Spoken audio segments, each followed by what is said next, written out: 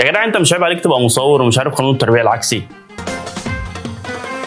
لسه لابساني سنان وتمرجي، خد بنصيحتي تدور واجري. لسه لابساني سنان وتمرجي، خد بنصيحتي تدور واجري. تصوير يعني اضاءه، واضاءه يعني لازم تبقى فاهم قوانينها، مش ماشي جهجوني وعمال تحط الاضاءه في اي حته وبتجرب وانت مش فاهم انت بتعمل ايه. قانون التربيع العكسي بيقول ان الاي بتساوي 1 على الدي تربيع. ايه الاي دي؟ اللي هي شده الضوء. ايه الدي؟ اللي هي المسافه بين الاضاءه والمنتج بتاعك. طب انت هتستفيد من الكلام ده بايه؟ بكل اختصار وبكل بساطه، لو انت حطيت المنتج بتاعك مسافه بعيده متر عن الاضاءه، ساعتها هنقول ان الاضاءه اللي واصله 100%. طب لو بعدت الاضاءه خليتها بعيده 2 متر عن المنتج، انت ممكن بدماغك تقول هيبقى واصل 50%، انا بعدت متر فيبقى واصل 50%. في الحقيقه لا، هو هيبقى واصل 25% بس. كل ما بتبعد كل ما مضاعفه المسافه اللي انت بتبعدها بتأثر على الظل بتاعك. تستفيد انت من الكلام ده بايه؟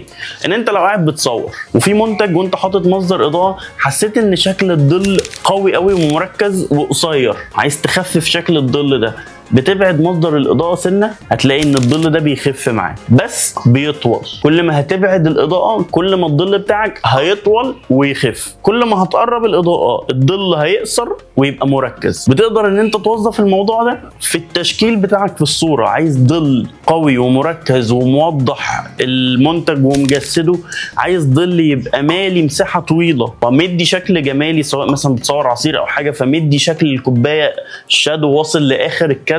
دي انت بتقدر توظفها على حسب انت عايز تستخدم الشادو بتاعك بانهي شكل. بس المهم ان انت تبقى فاهم انت بتعمل ايه، ما تبقاش ماشي كده يلا بينا نحط الاضاءه هنا، يلا بينا نحطها هنا، وانت ايه على الله، ما تستفزوناش بقى.